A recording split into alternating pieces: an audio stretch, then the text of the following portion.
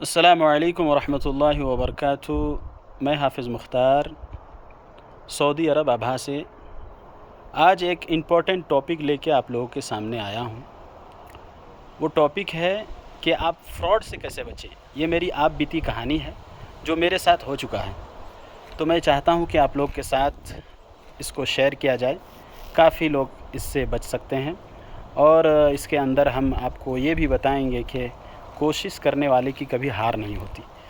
हम कोशिश किए तो आज अल्हम्दुलिल्लाह हम सऊदी अरब में हैं और अल्हम्दुलिल्लाह सुकून से हैं। तो चलिए बिना देरी किए हुए अपनी बात को शुरू करते हैं। आज से लगभग 8-9 साल पहले की बात है, जबकि मैं मदरसे में पढ़ा करता था।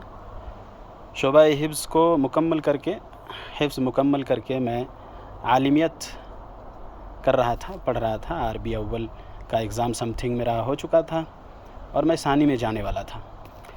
तो उस वक़्त जो है हमारी घर की माली एतबार जो है थोड़ी ख़राब होने लगी। हम 4-5 भाई पढ़ते थे, तो हमारे अब्बू अम्मी का हालात देख के हम सोचें कि चलो भाई अभी पढ़ाई को जो है ड्रॉप किया जाए, इंशाअल्लाह फिर जो है कुछ कमा लेंगे, कुछ कर लेंगे, फिर इंशाअल्लाह कंटिन्यू किया जाएगा। उस समय हमारा एज भी कुछ ज़्यादा नहीं था। तो घर में मशवरा करने के बाद सबका मशवरा ये तय हुआ कि हाँ, आप जो है मान के चलिए, एक ये समझने वाली बात है कि इंडिया में आप मान के चलिए 4-5 साल काम करेंगे और गल्फ़ में 1-2 साल करेंगे तो बराबर है, कहीं कि यहाँ का करेंसी हमारे इंडिया में ज़्यादा होता है। और शुरू से हमारा ये एम था कि हम जो है सऊदी अरब आएंगे। फिर इस दौरान यहाँ आने की बात हो रही थी गल्फ़ की। खैर, हम अपनी कहानी इंशाअल्लाह एक दूसरी वीडियो में बताएंगे, हमारी अपनी ज़िंदगी की कहानी, बट मैं ये फ़्रॉड की कहानी आप लोग को बता रहा हूँ। फिर हमारी ज़िंदगी में जावेद नाम का एक एजेंट का एंट्री हुआ, जो कि कोलकाता में रहते थे। ये रहने वाले थे, दरअसल ये थे बिहार के। इनकी एक ख़ूबी आपको बता दूं मैं, ये बराबर मुंह में 2 गुटखा रखते थे, यानी एक गुटखे का पैकेट नहीं, इनके मुंह में 2 गुटखे का पैकेट रहता था, मुंह के अंदर चिबाते थे। और गुटखा खाने की वजह से मेरा जहाँ तक अंदाज़ा है मुंह टेढ़ा हो गया था उनका। जब भी 8-10 बार हमको उनसे मुलाकात हुई तो वो गुटखा खाते हुए ही पाए गए हैं हम। जो गुटखा खाते हैं उनसे मैं माफ़ी चाहता हूँ, बहुत अच्छे इंसान भी होते हैं, ऐसे नहीं कि हर गुटखा खाने वाले इस तरह होते हैं, लेकिन उनकी खूबी मैं बता रहा हूँ आपको। और ये फ्रॉड जो होते हैं उनकी एक आदत ये भी रहती है कि हर बात में वो पैसे का डिमांड करते हैं कि 8,000, 10,000, 5,000, 20,000 जो भी हो, आपसे वो लेने की कोशिश में रहते हैं। वहाँ कुछ रिश्तेदार भी थे हमारे, तो उनसे बातचीत करवाएं तो वो लोग कहें कि नहीं, लगभग ठीक ही है, ये आदमी लोगों को भेजता है बाहर। तो फिर जो है हम लोग उनसे बात किए, मशवरा हुआ, बात हुआ। वो बोले हाँ, इनको हम भेज सकते हैं, मसला नहीं है, कोई मसला नहीं है, ये जा सकते हैं।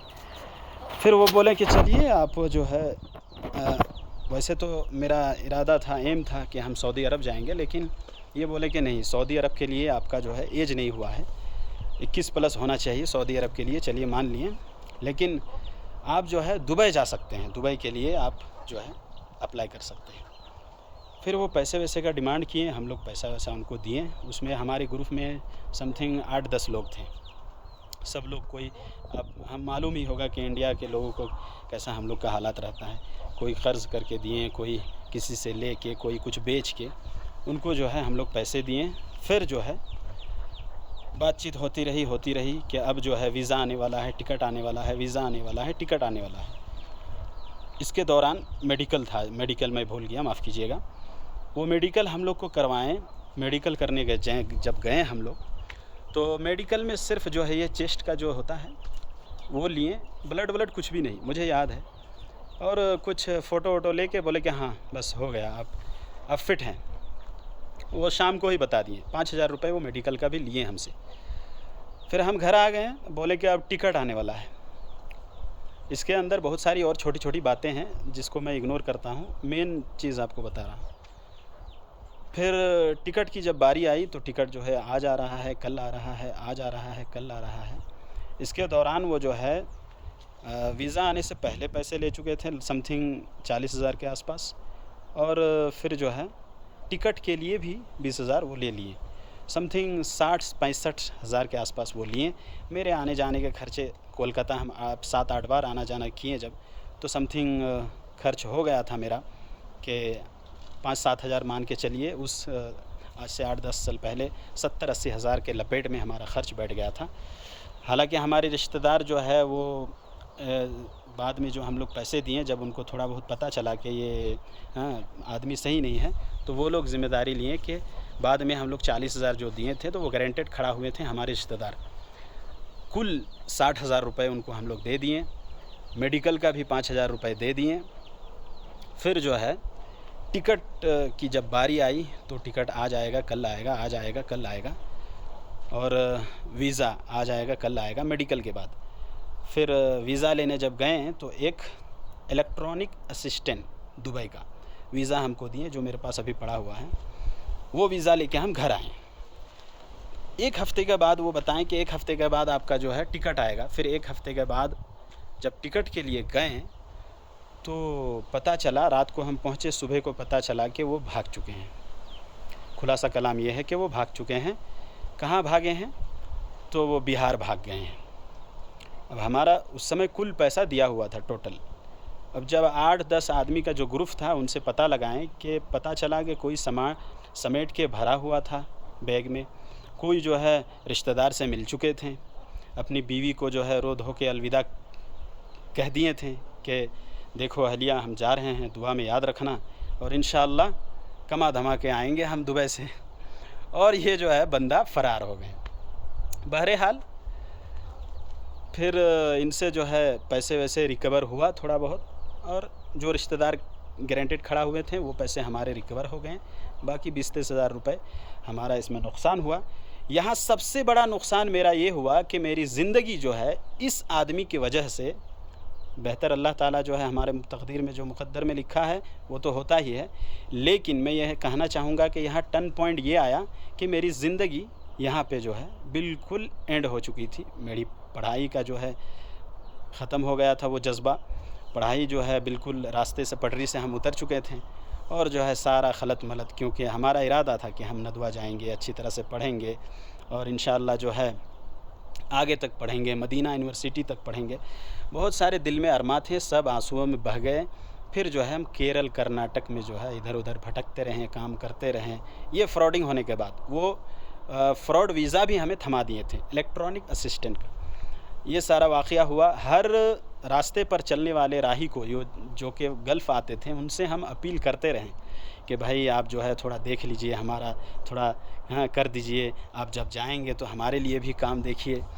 किसी ने भी जो है तवज्जो नहीं दिया हमारी बात के ऊपर, और ये अक्सर लोगों के साथ होता है। तो खुलासा कलाम ये है कि इन फ्रॉडों से आप बचें, परखें, जांचें। बहुत सारा कॉल आता है हम लोग को। अभी अल्हम्दुलिल्लाह हमारे दोस्त अहबाब कॉल करते हैं कि भाई ऐसा ऐसा काम है, कैसा करेंगे, तो उसको जांच परख के हम बताते हैं। और भी दीगर लोगों से पूछते हैं, ऐसा नहीं कि हमें भी बहुत ऐसा है, वैसा नहीं, और भी उसे जांच करते हैं। फॉर एग्ज़ाम्पल अभी कुछ दिन पहले कुछ एक हमारे दोस्त अहबाब फ़ोन किए कि भाई मक्का मदीना के लिए हाजियों के खिदमत के लिए हम लोग को जो है बुला रहे हैं। कोई आदमी है इंडिया से, बांग्लादेश पाकिस्तान हर जगह ये सब होते रहता है, और वो जो है 1 लाख रुपए हमें पहले दे रहे हैं। टिकट विकट सब फ्री है, 1 लाख रुपए हमारे पॉकेट में, समथिंग 3 महीने के लिए। मैंने कहा भाई ऐसा कुछ भी काम यहाँ पे अभी नहीं है। हम लोग को सब अल्हम्दुलिल्लाह मालूम है, सब सुनते रहते हैं, ख़बर न्यूज़ में आती रहती है ये सब सारी चीज़ें। तो जो है आप इनके चक्कर में ना फंसें, ठीक है। तो ये सब बातें हैं, इन लोगों से बचिए, जांचिए, परखिए। दोस्त अहबाब कोई है यहाँ पे, अपने उनके ज़रिए से आएँ, है ना। कोई ऑफ़िस है ओरिजिनल लोग, जो ओरिजिनल एजेंट है, उनके ज़रिए से आएँ तो अल्हम्दुलिल्लाह आप जो है घाटे में नहीं रहेंगे। और लास्ट में एक बात कहना चाहूँगा कि ये लोग जो है मेरे साथ फ्रॉड किए, मेरी ज़िंदगी में जो है मेरी पढ़ाई बर्बाद हो गई, बहुत सारा टर्न पॉइंट आया, लेकिन अल्लाह ताला का करम है कि मन जद्दा व जदा, हमने कोशिश किया, अल्लाह ताला हमें कामयाब किए। और ला तक़नतु मिन रहमतिल्लाह, अल्लाह की रहमत से जो है किसी को मायूस नहीं होना चाहिए। हाँ, तो इस वजह से आप लोगों से गुजारिश है कि इन फ्रॉडों के चक्कर में ना आएँ, है ना। अल्लाह की रहमत से मायूस ना रहें, कोशिश करते रहें, अल्लाह ताला कामयाब करेगा। आज जो है हमारा आने का इरादा था, मक्का मदीना का जो है एम था वो पूरा होने चला है अल्हम्दुलिल्लाह। कुछ दिन के बाद हम उम्रा में भी जाएंगे इंशाअल्लाह। अल्लाह ताला जो है हम सबको उम्रा नसीब करे, मदीना मक्का देखने की नसीब करे, और जो है अल्लाह ताला हमें सिरात मुस्तकीम पर चलने की तौफ़ीक अता करे। इंशाअल्लाह फिर नेक्स्ट वीडियो में आपसे मुलाकात होगी कोई ऐसे ही टॉपिक को लेके, कोई व्लॉग को लेके। तब तक हमको इजाज़त दीजिए। अस्सलामु अलैकुम व रहमतुल्लाहि व बरकातुहू।